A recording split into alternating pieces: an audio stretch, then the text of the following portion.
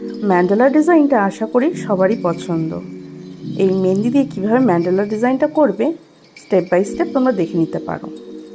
প্রথমেই একটা সার্কেল করে নিলাম এবং তার বাইরে আরও দুটো সার্কেল করে নিলাম। সার্কেল হয়ে যাওয়ার পরে আমি আরকা দিয়ে সার্কেলটাকে ফুলফিল করে নিলাম যাতে দেখতে সুন্দর লাগে।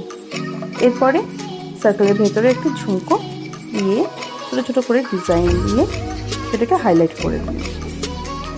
এরপরে বাইরে থেকে আমি গোলাপ এঁকে তার থেকে ছোটো ছোটো কাটওয়ার্ক করে নিলাম, যেটাকে কাটওয়ার্ক ডিজাইন বলে থাকি আমরা।